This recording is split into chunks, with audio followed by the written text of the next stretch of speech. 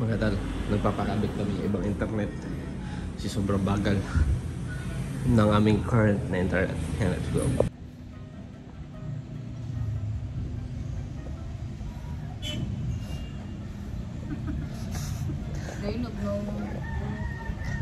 Hello mga utol.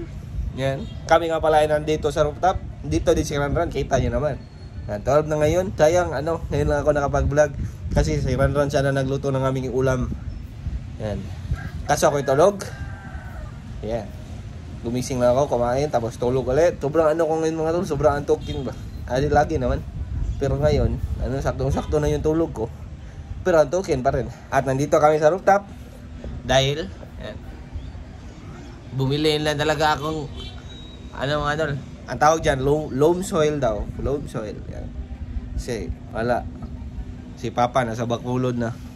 Hindi na siya makakakuha ng lupa doon sa bukid. Yan, let's go. Lagyan na natin tong. Yan. Yan. Yan. Para mamamatay na naman ata. Kapag mga to, lumahangin, malakas ang hangin, yung tanim na yan, namamatay. So yan mga Dalski. Sa Shopee ko nga pala ito nabili.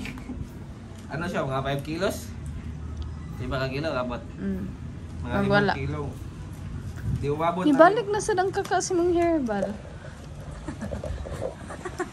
Ako si Spider-Man! Alibig. Yan, lang to siya mga 98 pesos ata. Pero yung shipping, more than 200. Contents, garden soil, carbonized rice, hull ba? Basta ni? Rat and rice, coco peat, organic fertilizer, at vermicast. Tapos yung sa baba, lagyan din natin mga to. Kunin ko na tong parang plastic niya. Hindi, plastic talaga to. Kahit kayo. Di na ko'y kakulog bal. Di na ko'y kakulog.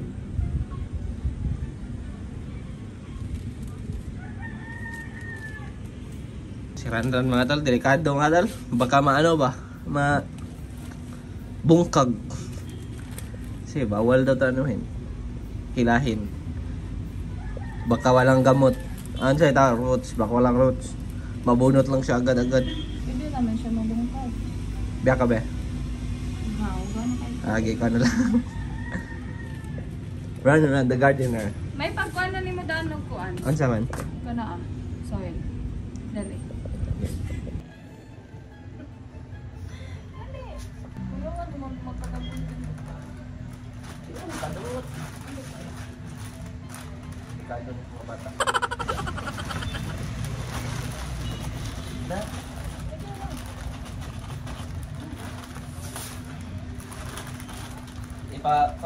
Pwede, siya magbabaw. Tapos na ang kalamansi mga tal. Ito na naman. At yan. Let's go. Ikaw na lagi kabuhat. Ako be. Uy, magay ka. Di magay ka. Hugaw ng kakamot. Madumi na kasi kamay niya mga tal. Siya na lang. So yan mga talski. Tapos na ang tatlo. Yan, kunin na namin yung nasa baba. Let's go.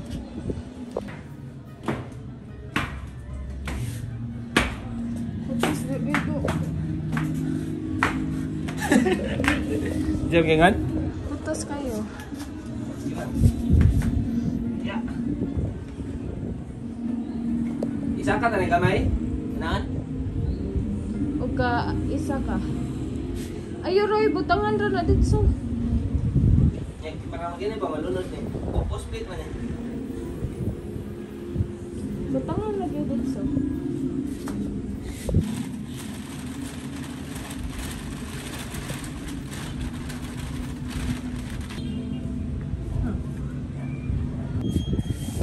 Yan mga tol, siya lang yung taga-ganyan.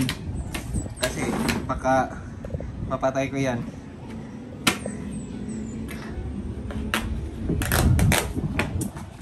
Walang kupas talaga ang view dito mga tol. Wala yung city view nyo sa view ng aming rooftop. Yan, tapos doon, kabila. Maganda din.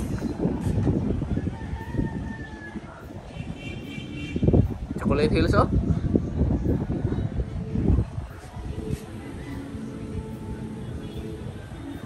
Tapos na nga pala pista dito mga tol. Yan. Kung mapapansin nyo, close na sila yung iba. Karamihan sa kanila. Kasi syempre wala nang tao masyado. Yan, kaya let's go. So ayan mga Tulski, tapos na ang ating mission. Yan, dalawa lang ang kami nalagyan. Kasi ubos na yung pinili ko. Yan, let's go. Balik na natin to sa baba. Sobrang init na mga tol. Hatod ko lang si Ran. Yan, uwi na daw siya. Grabe init. Let's go. Let's go.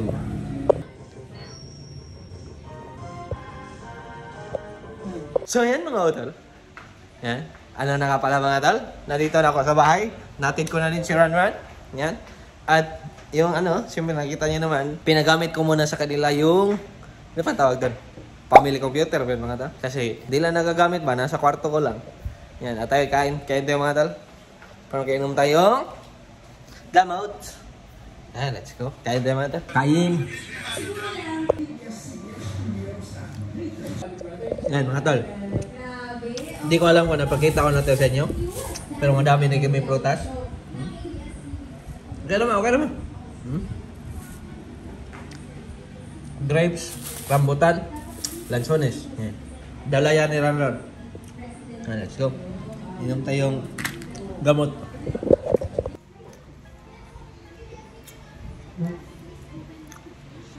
Lansones.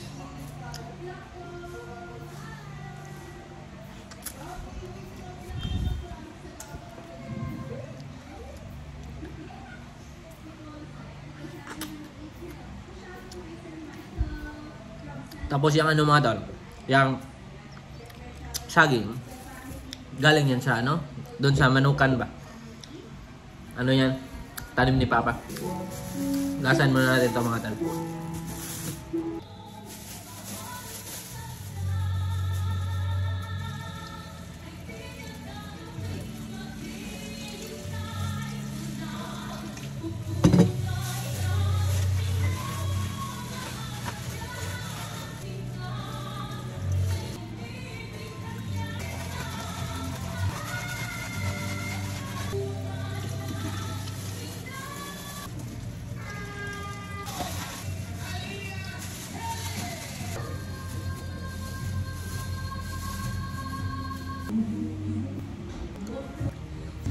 Linalagyan nyo ba ito ng asin mga? Yeah. Grapes. So ayan mga utolski, yan. Ano na nga pala ngayon mga tol, 4 na ng hapon. At ako ay nag-edit. Yan. So, yung plano ko talaga sana mga tol ay ito. Yan. Yan ako na to. I-kabit ko na ba sa aking computer. Pero kailangan ko pa palang mag-edit kasi kung ikakabit ko yan, hindi ko magagamit yung computer muna. Yan. At baka kulang yun tayo sa oras. Dito tayo makapag-upload. Yan. Kaya ako ay nag-upload na yan. Ay, nag-upload na, nag-edit na yan. So, tapusin ko lang ito mga tol. Goodbye. So, ayan mga tolski. Yan. Tapos na nga pala akong mag-edit. Let's go. Medyo mataas na aking buhok. Yan, so, punta na kami perya ngayon. Sana meron pa. Kasi ano na ngayon, 20. Kasi yung testa dito, 16. Yan. At habang, tapos na akong mag-edit mga tol, nagbasa-basa ko ng mga comments. Yan. At, isa sa mga comments doon, hindi naman bawal yung seafood. Hindi naman bawal yung seafoods. Yan. Yan, sinabi niya ba na? Teka mga dyan ha. May replyan na ako katala. Yan, sana ba tayo mga tal? Yan, so, sabi niya ba, di daw bawal yung seafoods. Yan. Pero, unfortunately, mga tal, bawal talaga yung seafoods. Kasi, yung seafoods, mostly sa kanila, madami. Yung iba naman, hindi masyadong madami, pero bawal pa rin. Gaya ng scallops. Yan. Pero yung seafoods ay galing sa sea. So saan ba natin kukuha yung ating iodized salt mga tol? Di ba sa sea? Yan, so, dun na. Yan, so, ano mga tol, hindi pala lahat ng iodized salt ay gawa sa seawater. But, based on my research, sinearch ko talaga ulit mga tol para ma-explain ko sa inyo. Seawater contains iodine, but it is not full of it. Yan. So, seawater contains iodine, meaning, bawal yung seafoods. Kasi syempre, yung seafoods, nakatira kasi. Alam ka naman, seafoods, tapos nasa lupa. Diba? Yeah, let's go. Yan, mga tol. Nag-search pa ko ulit. Yan, so, medyo tama naman ang sinabi ko. Yan. Most seafood contains iodine because it is naturally present in the ocean. However, the levels of iodine can vary significantly among different types of seafood. And so, most seafood baka merong walang iodine, pero hindi naman siya nahagip ng aking kamera nung ako'y nagbablog. Wala naman kami atang naulam na walang iodine.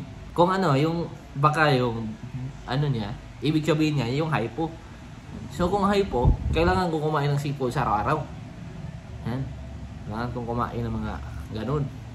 Kasi nga kulang ng iodine ang aking katawan. Pero ng akin hyper. Tapos kung madaming akong kinakain iodine, magiging active lalo ang aking thyroid. At ako ay yan. And let's go mga tol. Sana di umulan ngayon para tayo ay makapunta ng perya. Yan, let's go. So ayan mga Odolski. Yan. Kunin ko lang si Ran mga tol. Kasi kami ay pupunta ng perya. Let's go. Mga tol. Dito na ako. Dalhin namin to. Pasakyan namin pero sweet. Tingnan natin kung di susuka. So ayan mga Odolski. Kami ay nandito na sa bahay. Di na siya mabutang.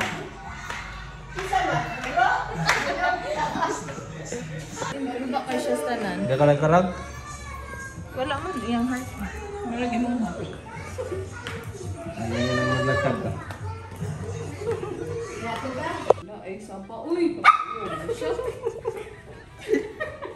Ay sapa! Kinakabahan na siya mga tol. Gusto niya magpakarga.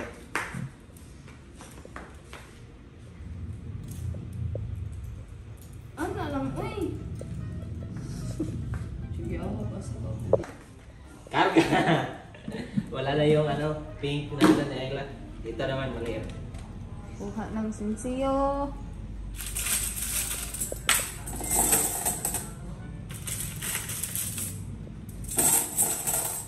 Yan mga tol, papunta na kaming perya. Ako nang dala-dala nito. Pero ayaw lumapit sa akin. Parang kasama namin si Arlo mga tol. Nagpapakarga. Tumatay.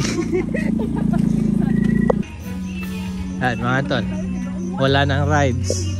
Rides na pinunta namin dito. Kasi gusto niya daw sumakay. Pero di naman ko sumasakay sa mga ganyan. Sabayan ko lang sana siya. Pero parang wala na atang tao.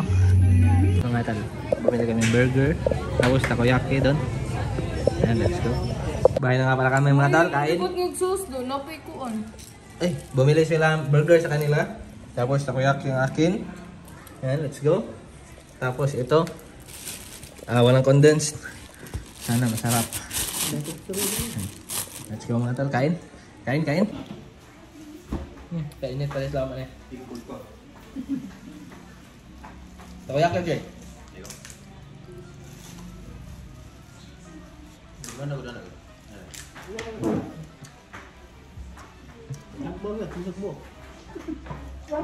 Lalain eh? Sarap na mga talo. Hot sauce ba? Asa na yun namin, te? Naka.